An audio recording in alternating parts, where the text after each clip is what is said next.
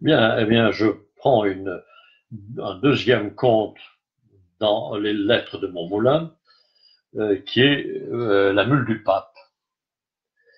De tous les proverbes, jolis dictons ou adages dont nos paysans de Provence passementent leurs discours, je n'en sais pas un de plus pittoresque ni plus singulier que celui-ci. À 15 lieues autour de mon moulin, quand on parle d'un homme rancunier, vindicatif, on dit cet homme-là, méfiez-vous, il est comme la mule du pape, qui garde 7 ans son coup de pied. J'ai cherché bien longtemps d'où ce proverbe pouvait venir, ce que c'était que cette mule papale et ce coup de pied gardé pendant 7 ans. Personne n'a pu me renseigner à ce sujet, pas même Français Mamaille, mon joueur de fifre, qui connaît pourtant son légendaire provençal sur le bout du doigt. Français pense que, comme moi, qu'il y a dessous quelque ancienne chronique du pays d'Avignon. Mais il n'en a jamais entendu parler autrement que par le proverbe. Vous me trouverez cela qu'à la bibliothèque des Cigales, m'a dit le vieux fifre en riant. L'idée m'a paru bonne, et comme la bibliothèque des Cigales est à ma porte, je suis allé m'y enfermer pendant 8 jours. C'est une bibliothèque merveilleuse, admirablement montée, ouverte aux poètes jour et nuit, et desservie par des petits bibliothécaires à cymbales qui vous font de la musique tout le temps. J'ai passé là quelques journées délicieuses, et après une semaine de recherche sur le dos, j'ai fini par découvrir ce que je voulais, c'est-à-dire l'histoire de sa mamule et de ce fameux coup de pied gardé pendant 7 ans.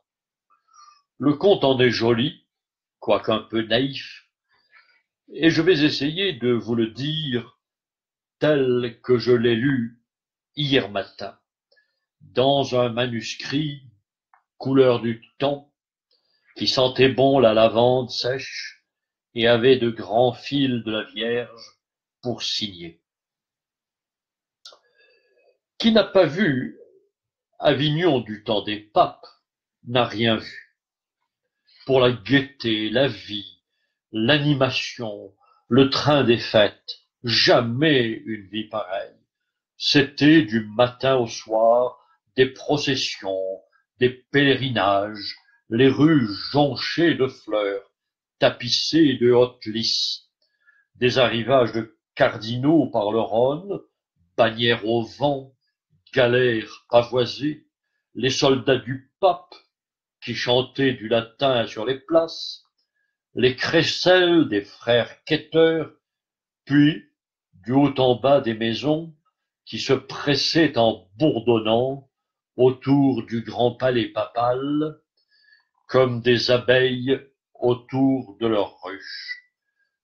C'était encore le tic-tac des métiers à dentelle, le va-et-vient des navettes, tissant l'or des chasubles, les petits marteaux des ciseleurs de burettes, les tables d'harmonie qu'on ajustait chez les luthiers, les cantiques des ourdisseuses, par là-dessus le bruit des cloches, et toujours quelques tambourins qu'on entendait ronfler là-bas du côté du pont, car chez nous, quand le peuple est content, il faut qu'il danse, il faut qu'il danse, et comme en ce temps-là les rues de la ville étaient trop étroites, la farandole, fifre tambourin, se postait sur le pont d'Avignon, au vent frais du Rhône, et jour et nuit l'on y dansait, l'on y dansait.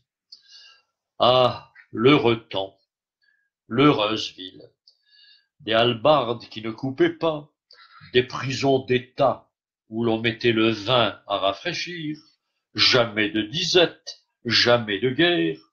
Voilà comment les papes du comtat savaient gouverner leur peuple. Voilà pourquoi leur peuple les a tant regrettés. Il y en a un surtout, un bon vieux qu'on appelait Boniface. Oh, celui-là, que de larmes on a versé en Avignon quand il est mort.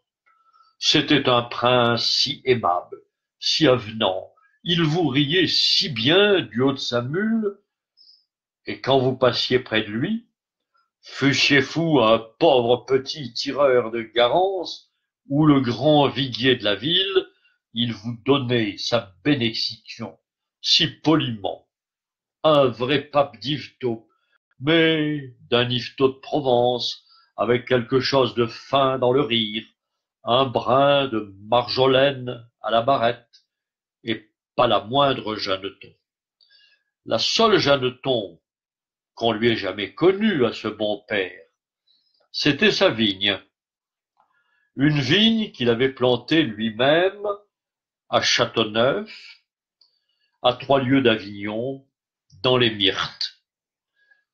Tous les dimanches, en sortant des vêpres, le digne homme allait lui faire sa cour, et quand il était là-haut, assis au bon soleil, sa mule près de lui, ses cardinaux tout autour étendus au pied des souches, alors il faisait déboucher un flacon de vin du cru, ce beau vin couleur de rubis qui s'est appelé depuis le Châteauneuf des Papes, et il le dégustait par petits coups, en regardant sa vigne d'un air attendri. Puis, le flacon vidé, le jour tombant, il rentrait joyeusement à la ville, suivi de tout son chapitre, et lorsqu'il passait sur le pont d'Avignon, au milieu des tambours et des farandoles, sa mule, mise en train par la musique, prenait un petit amble sautillant, tandis que lui-même, il marquait le pas de la danse avec sa barrette, ce qui scandalisait fort ses cardinaux, mais faisait dire à tout le peuple: ah, le bon prince, ah, le brave pape. Après sa vigne de Châteauneuf, ce que le pape aimait le plus au monde, c'était sa mule. Le bonhomme en raffolait de cette bête-là. Tous les soirs, avant de se coucher, il allait voir si son écurie était fermée, si rien ne manquait dans sa mangeoire, et jamais il ne se serait levé de table sans faire préparer sous ses yeux un grand bol de vin à la française, avec beaucoup de sucre et d'aromates, qu'il allait porter lui-même, malgré les observations de ses cardinaux.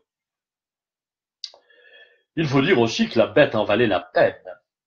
C'était une belle mule noire, tachetée de rouge, le pied sûr, le poil luisant, la croupe large et pleine, portant fièrement sa petite tête sèche, tout harnachée de pompons, de nœuds, de grelots d'argent, de bouffelettes, avec cela, douce comme un ange, l'œil naïf et 2 longues oreilles toujours en branle, qui lui donnaient l'air bon enfant. Tout Avignon la respectait, et quand elle allait dans les rues, il n'y avait pas de bonne manière qu'on ne lui fît, car chacun savait que c'était le meilleur moyen d'être bien en cour, et qu'avec son air innocent, la mule du pape en avait mené plus d'un à la fortune, à preuve Tristan Védène et sa prodigieuse aventure. Ce Tristé Védène était dans le principe un effronté galopin, que son père Guy Védène, le sculpteur d'or, avait été obligé de chasser de chez lui parce qu'il ne voulait rien faire et débaucher les apprentis. Pendant 6 mois, on le vit traîner sa jaquette dans tous les ruisseaux d'Avignon, mais principalement du côté de la maison papale, car le drôle avait depuis longtemps son idée sur la mule du pape, et vous allez voir que c'était quelque chose de malin. Un jour que sa sainteté se promenait toute seule sur les remparts avec sa bête, voilà Montisté qui l'aborde et lui dit en joignant les mains d'un air d'admiration: « Ah, mon Dieu, grand Saint-Père, quelle brave mule vous avez là! Laissez un peu que je la regarde. Ah, mon pape, la belle mule, l'empereur d'Allemagne n'en a pas une pareille. » Et il la caressait, et il lui parlait doucement comme à une demoiselle. « Venez ça, mon bijou, mon trésor, ma perle fine. » Et le bon pape, tout ému, se disait dans lui-même: « Quel bon petit garçonnet, comme il est gentil avec ma mule. » Et puis le lendemain, savez-vous ce qui arriva? Tistet Védène troqua sa vieille jaquette jaune contre une belle aube en dentelle, un camail de soie violette, des souliers à boucles. Il entra dans la maîtrise du pape, où jamais avant lui on n'avait reçu que des fils de nobles et des neveux de cardinaux. Voilà ce que c'est que l'intrigue, mais Tistet ne s'en tint pas là. Une fois au service du pape, le drôle continua le jeu qui lui avait si bien réussi. Insolent avec tout le monde, il n'avait d'attention ni de prévenance que pour la mule, et toujours on le rencontrait par les cours du palais avec une poignée d'avoine ou une bottelée de sainfoin dont il secouait gentiment les grappes roses en regardant le balcon du Saint-Père d'un air de dire: « Hein, pour qui ça ?» Tant et tant qu'à la fin, le bon pape, qui se sentait devenir vieux, en arriva à lui laisser le soin de veiller sur l'écurie et de porter à la mule son bol de vin à la française, ce qui ne faisait pas rire les cardinaux, ni la mule non plus. Cela ne la faisait pas rire. Maintenant, à l'heure de son vin, elle voyait toujours arriver chez elle 5 ou 6 petits clercs de maîtrise qui se fourraient vite dans la paille avec leurs camails et leurs dentelles, puis au bout d'un moment, une bonne odeur chaude de caramel et d'aromates emplissait l'écurie.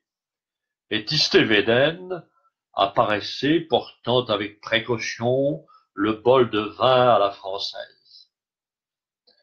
Alors, le martyre de la bête pouvait commencer.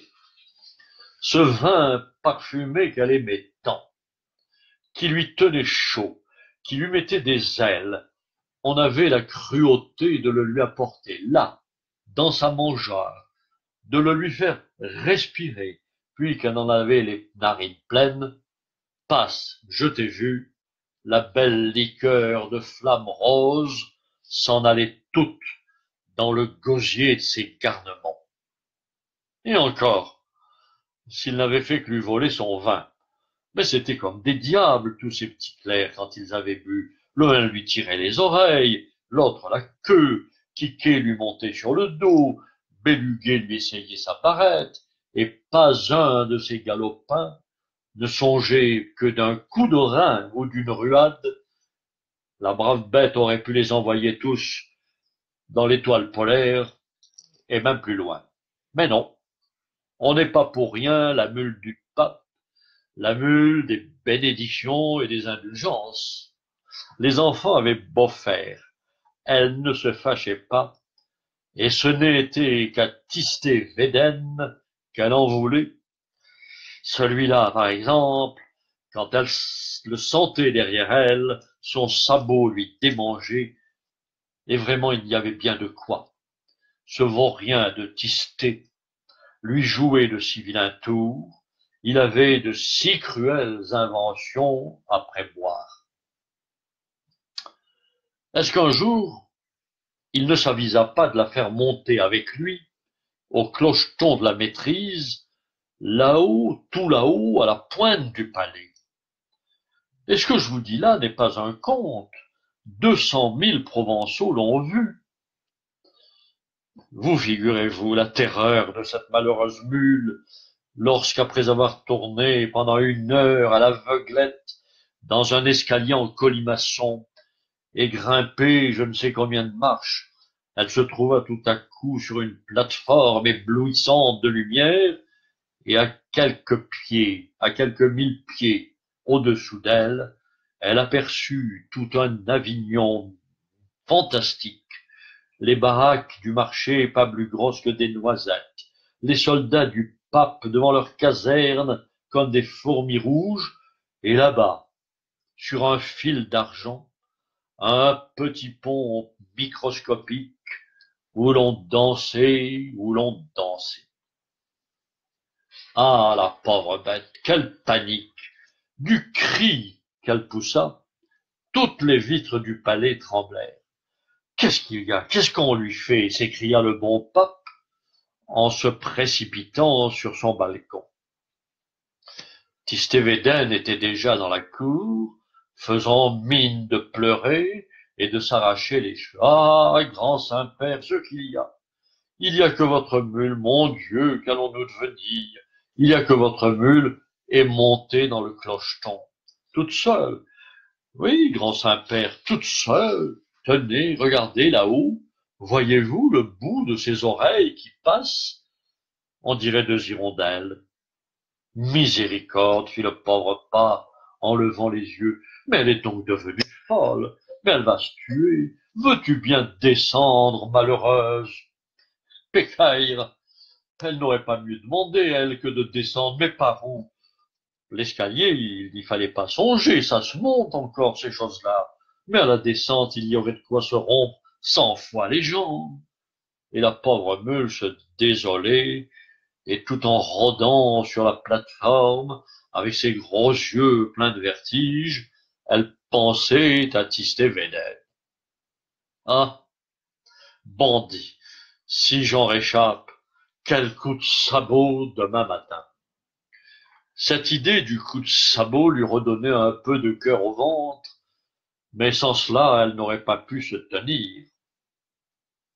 Enfin, on parvint à la tirer de là-haut, mais ce fut une affaire, il fallut la descendre avec un cric, des cordes, une civière, et vous pensez, quelle humiliation pour la meule d'un pape de se voir pendu à cette hauteur, nageant des pattes dans le vide comme un hanneton au bout d'un fil, et tout Avignon qui la regardait. La malheureuse bête n'en dormit pas la nuit. Il lui semblait toujours qu'elle tournait sur cette maudite plateforme, avec les rires de la ville au-dessous, puis elle pensait à cet infâme Tistet Védène et au joli coup de sabot qu'elle allait lui détacher le lendemain matin. Ah, mes amis, quel coup de sabot! De Pampérigouste, on en verrait la fumée. Or, pendant qu'on lui préparait cette belle réception à l'écurie, savez-vous ce que faisait Tistet Védène? Il descendait le Rhône en chantant sur une galère papale et s'en allait à la cour de Naples, avec la troupe de jeunes nobles que la ville envoyait tous les ans auprès de la reine Jeanne pour s'exercer à la diplomatie et aux belles manières. Tistet n'était pas noble, mais le pape tenait à le récompenser des soins qu'il avait donnés à sa bête, et principalement de l'activité qu'il venait de déployer pendant la journée du sauvetage. C'est la mule qui fut désappointée le lendemain. Ah, le bandit! Il s'est douté de quelque chose, pensait-elle en secouant ses grelots avec fureur. Mais c'est égal, va, mauvais. Tu le retrouveras au retour, ton côte-sabot. Je te le garde. Et elle le lui garda. Après le départ de Tistet, la mule du pape retrouva son train-train de vie tranquille et ses allures d'autrefois. Plus de quiquets, plus de bélugués à l'écurie, les beaux jours du vin à la française étaient revenus, et avec eux la bonne humeur, les longues siestes et les petits pas de Gavotte quand elle passait sur le pont d'Avignon. Pourtant, depuis son aventure, on lui marquait toujours un peu de froideur dans la ville. Il y avait des chuchotements sur la route. Les vieilles gens hochaient la tête. Les enfants riaient en se montrant le cocheton. Le bon pape lui-même n'avait plus autant confiance en son ami, et lorsqu'il se laissait aller à faire un petit somme sur son dos le dimanche, en revenant de la vigne, il gardait toujours cette arrière-pensée: si j'allais me réveiller là-haut sur la plateforme. La mule voyait cela, et elle en souffrait sans rien dire. Seulement, quand on prononçait le nom de Tistet Védène devant elle, ses longues oreilles frémissaient, et elle aiguisait avec un petit rire le fer de ses sabots sur le pavé. 7 ans se passèrent ainsi, puis au bout de ces 7 années, Tistet Védène revint de la cour de Naples. Son temps n'était pas encore fini là-bas, mais il avait appris que le premier moutardier du pape venait de mourir subitement en Avignon, et comme la place lui semblait bonne, il était arrivé en grande hâte pour se mettre sur les rangs. Quand cet intrigant de Védène entra dans la salle du palais, le Saint-Père eut peine à le reconnaître tant il avait grandi et pris du corps. Il faut dire aussi que le bon pape s'était fait vieux de son côté et qu'il ne voyait pas sans Bézique. Tistet ne s'intimida pas. Comment, grand Saint-Père, vous ne me connaissez plus? C'est moi, Tistet Védène. Védène? Mais oui, vous savez bien, celui qui portait le vin français à votre but. Ah oui, je me rappelle, un bon petit garçonnet, ce Tistet Védène. Et maintenant, qu'est-ce qu'il veut de nous? Oh, peu de choses, grand Saint-Père. Je venais vous demander, à propos, est-ce que vous l'avez toujours, votre mule? Et elle va bien? Ah, tant mieux, je venais vous demander la place du premier moutardier qui vient de mourir. Premier moutardier, toi? Mais tu es trop jeune. Quel âge as-tu donc? 20 ans, 2 mois, illustre pontife. Juste 5 ans de plus que votre mule. Ah! Palme de Dieu, la brave bête! Si vous aviez comme je l'aimais cette mule-là, comme je me suis langui d'elle en Italie, est-ce que vous me la laisserez pas voir? Si, mon enfant, tu la verras, fit le bon pape tout ému. Et puisque tu l'aimes tant, cette brave bête, je ne veux plus que tu vives loin d'elle. Dès ce jour, je t'attache à ma personne en qualité de premier moutardier. Mes cardinaux crieront, mais tant pis, j'y suis habitué. Viens nous trouver demain à la sortie des vêpres, nous te remettrons les insignes de ton grade en présence de notre chapitre, et puis je te mènerai voir la mule, et tu viendras à la vigne avec nous deux. Allons, va. Si Tistet Védène était content en sortant de la grande salle, avec quelle impatience il attendit la cérémonie du lendemain. Je n'ai pas besoin de vous le dire. Pourtant, il y avait dans le palais quelqu'un de plus heureux encore et de plus impatient que lui, c'était la mule. Depuis le retour de Védène jusqu'aux vêpres du jour suivant, la terrible bête ne cessa de se bourrer d'avoine et de tirer au mur avec ses sabots de derrière. elle aussi, préparait la cérémonie. Et donc le lendemain, lorsque vêpres furent dites, Tistévéden fit son entrée dans la cour du palais papal. Tout le haut clergé était là, les cardinaux en robe rouge, l'avocat du diable en velours noir, les abbés de couvent avec leurs petites mitres, les marguilliers de Saint-Agricot, les camailles violets de la maîtrise, le bas clergé aussi, les soldats du pape en grand uniforme, les trois confréries de pénitents, les ermites du Mont Ventoux avec leurs mines farouches, et le petit clerc qui va derrière en portant la clochette, les frères flagellants nus jusqu'à la ceinture, les sacristains fleuris en robe de juge, tous, tous, jusqu'au donneur d'eau bénite, et celui qui allume et celui qui éteint, il n'y en avait pas un qui manquât. Ah, c'était une belle ordination. Les cloches, des pétards, du soleil, de la musique, et toujours ces enragés de tambourins qui menaient la danse là-bas, sur le pont d'Avignon. Quand Védène parut au milieu de l'assemblée, sa prestance et sa belle mine y firent courir un murmure d'admiration. C'était un magnifique provençal, mais des blonds, avec de grands cheveux frisés au bout, et une petite barbe follette qui semblait prise au copeau fin de métal tombé du burin de son père, le sculpteur d'or. Le bruit courait que dans cette barbe blonde, les doigts de la reine Jeanne avaient quelquefois joué, et le sire de Védène avait bien en effet l'air glorieux et le regard distrait des hommes que les reines ont aimés.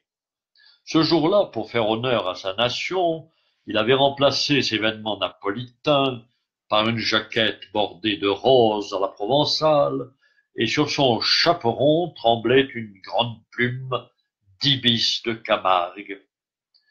Sitôt entré, le premier moutardier salua d'un air galant et se dirigea vers le haut perron, où le pape l'attendait pour lui remettre les insignes de son grade, la cuillère de buis jaune et l'habit de safran. La mule était au bas de l'escalier, tout harnachée et prête à partir pour la vigne. Quand il passa près d'elle, Tistévéden eut un bon sourire et s'arrêta pour lui donner 2 ou 3 petites tapes amicales sur le dos, en regardant du coin de l'œil si le pape le voyait. La position était bonne. La mule prit son élan. Tiens, attrape, bandit. Voilà 7 ans que je te le garde. Et elle vous lui détacha un coup de sabot si terrible que de Pampérigouste même, on en vit la fumée, un tourbillon de fumée blonde, où voltigeait une plume d'ibis, tout ce qui restait de l'infortuné Tistévéden. Les coups de pied de mule ne sont pas aussi foudroyants d'ordinaire, mais celle-ci était une mule papale, et puis pensez donc, elle le lui gardait depuis 7 ans. Il n'y a pas de plus bel exemple de rancune ecclésiastique.